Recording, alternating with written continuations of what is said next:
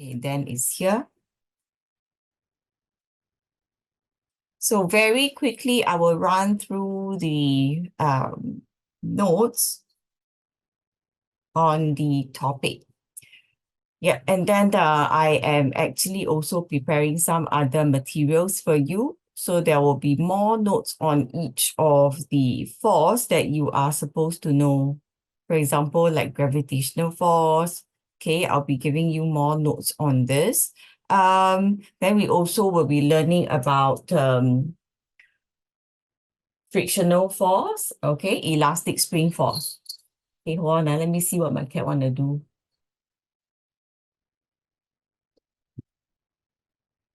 She's jumping down. Okay, come. All right. Okay. Now, so on forces, okay, you need to know interactions can be caused by forces. So a force is a push or a pull. I just let my cat out. Okay, now, so we already have learned this. Now, if you are asked what is a force, this is what you need to answer. Okay, a force can actually be a push or a pull, right? So you can see some of the examples here. This person is actually pushing the car, or two of them pushing the car. And then tug of war, there are so many people actually, holding on to the rope and they are pulling, okay, towards their side so that they can win this tug of war. Okay, then we also know, there are many things in our daily life, right, that we have interaction on. So we will be like, for example, this guy is pushing, the stroller by holding on to the handle and then exerting a certain kind of push. Okay, so this stroller will then move forward. So things like this, you have to give lots of examples. Okay, so there are also cases where you also need to understand that we not just use one type of the action. Okay, for example, we don't just do pulling all the time. Sometimes it can involve a pull as well as a push. Okay, one very good example is when you're trying to, dry a cloth. Okay, example, you washed it and after that you want to dry it. So you have to try to squeeze out all the water, isn't it? Okay, so when you are doing so, okay, you are actually exerting a pull and a push. Some of you probably already have heard this from your teachers. Okay, now, so whatever this guy is doing, in this case, looking at the hands, he's exerting a push. Okay, quite straightforward for this. Now, in this case, okay, this is actually, exerting a force towards us. So we are trying to pull the handle of the car. So basically it's called a pull. So this person has exerted a pull on the handle so that the door of the car can be opened. All right, so we also exert forces, like this.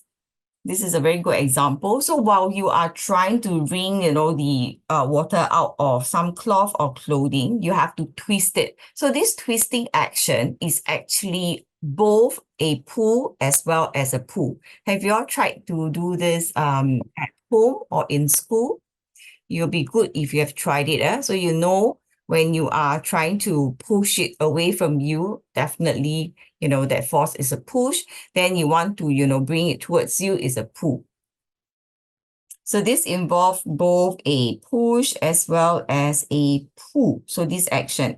Now, we cannot see a force. This is something that you have to know. It's not matter, it's not solid, it's not liquid, it's not gas, right? But we can observe the effects of a force.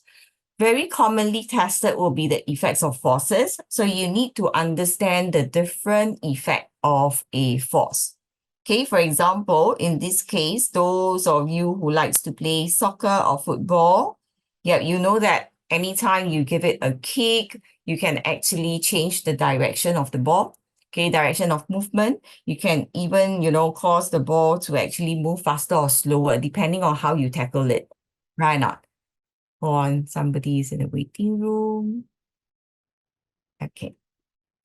So a stationary object can also start moving because of force being exerted on it. Okay, we also can change the shape of objects when we exert a certain force. Okay, so different types of forces that are present in our daily lives. Now, some forces, acting on two objects that are in contact. Okay, maybe I want to introduce this term to you. Okay, so these kind of forces, we call it the contact forces. If you want to write it down, it will be helpful. Okay, so when you come across terms like this, what are the contact forces? That means the two objects needs to come, so close that they touch each other.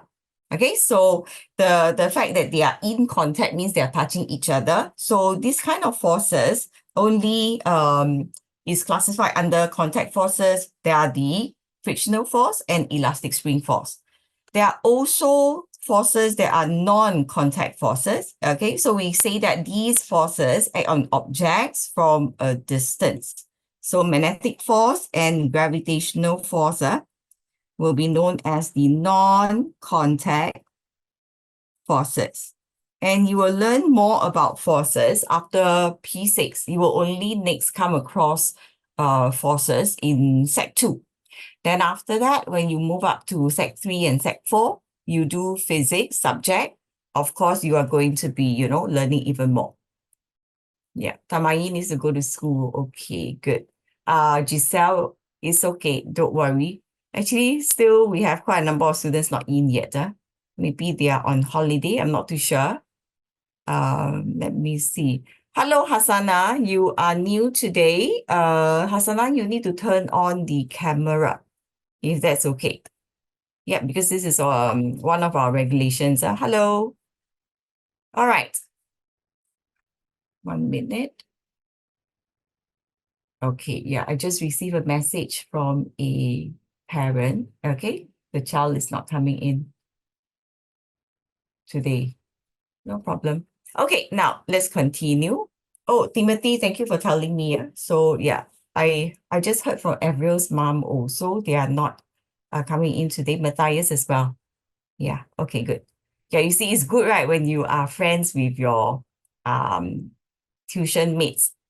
Okay, cannot say like classmate as is different from school. So it's tuition mates.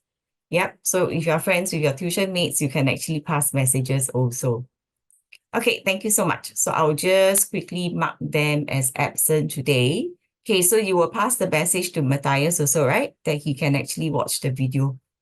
Yeah. Okay, so don't worry about missing classes. Some of you will be so scared to miss classes, but I can tell you we are doing a lot of revision just before PSLE starts. Okay, so we try to go through, all the important topics that will be tested for PSLE. All right, so let's continue here. Now, contact forces, again, frictional force, elastic spring force. So you need certain touch, you need certain contact in order for these forces to work. Okay, but there are also non-contact forces that can act from a distance. For example, magnetic force. You don't need a paper clip to touch the magnet, right? In order for the attraction to happen. You can also use the magnet to attract these paper clips from a distance. So when the forces can act from a distance, we call them the non-contact forces. Now, frictional force is a contact force. Yeah, so it's present when two surfaces are in contact. We talked about it just now. Now, friction can actually slow down or stop a moving object because it will act in the opposite direction. How many of you are very familiar with frictional forces already? Okay, you have come across it. Even if, let's say, you have not started on the chapter, you must have heard quite a bit about friction, isn't it? Okay, so friction can actually help to keep things in place, as in a certain position without slipping, as in without falling. So you can stand nicely on the ground, upright, without slipping, without falling off, without falling down, because of friction that is acting between, okay, your soles, which is the shoes, the soles, and the ground. So the two surfaces are in contact. They have some frictional forces present. Okay, more students coming in. Hold on. Any questions so far? I think you should not have any question, right? Have you watched the video in the portal already? Yes, if you have watched the video, it'll be a lot easier. I have been hearing some feedback from some teachers that, certain classes, the students are not watching the video. So they come into the lesson without doing what they need to do, their own homework, which is to watch the video and to try out the questions, the tutorial worksheet questions. And then it actually delayed many of the learning of many students in class. So for example, in our class, right, let's say all of you turn up. If everybody turns up, it'll be 19 students. So if only like 5 or 6 of you do your work, okay, then you will be hearing a lot of repeating, like I have to teach in detail. Okay, the purpose of tutorial is not for me to teach you, from the start to the end. Okay, it's actually more like revision. Okay, so it's a revision. You have to learn on your own. Okay, how to learn on your own. If your teacher has not taught the subject or the topic yet, you have to watch the video, read your textbook. Then you try out the tutorial question.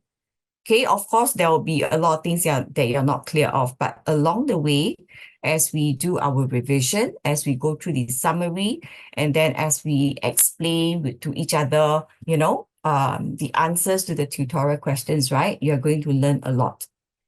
Okay, so I will ask for everybody to play their part.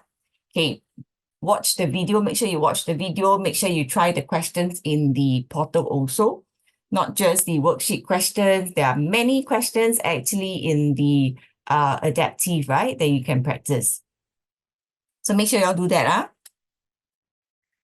Okay, so this is actually a game. So maybe somebody can discuss with me about this game. Have y'all played this before? If you have, type it into the chat. Have y'all played this before? Very good. Okay, some of you know. Yeah, Rachel hasn't played this before. Giselle also have not. Asana did. Okay, Tamai did. Who else? What's this? Hmm? What's this? Never played before, right? Janelle, what about you? Have you played before? Okay, this is called Carom. So this game is pretty fun. You can see a person, right? Okay, his finger is actually pushing one of the darts. Yeah. So you can call it the seed also. They have different terms for this. Yeah, Tamayi, you have the board at home. Huh? What is the actual name of these pieces? Or you just call it the Carom pieces? Don't know also. You just play. Okay. Yeah, so we can just call these the carom pieces, okay? And then this is the carom board. So this game is about, hitting. It's a little bit like the snooker. Yeah, it's a little bit like snooker. So you have to use your finger, make use of this yellow carom piece. Okay, you hit this piece, right? It will move. So it will move on the board and hit the other piece. Yeah. So for example, if let's say you're supposed to be taking only the black pieces, so you must make sure you only hit. You call it thingy, okay, never mind. So you must make sure that your piece, right, this starter piece only hits the black one and it will go into the hole at the 4 corners. Yeah, so this is how it's played. So if you accidentally, okay, hit somebody else's, so your opponent's one, right? Okay, if you hit your opponent's one, okay, then I think it depends on how you set the rule of the game. In the past, when I was young, right, we have minus point also. Okay, the red one also will lead to some loss in the turns of play, right? Yeah, you call it a black thing or the red thing. That's fine.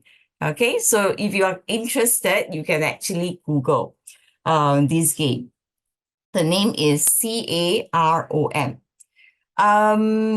In order for the pieces to move very well, very smoothly, okay, we talk about, contact forces such as friction. So friction will exist between the pieces and the carom board. In order for these pieces to be able to move smoothly and easily, so your finger won't hurt so much, right? What did you do, Tan Mai? What would you do to actually make the pieces move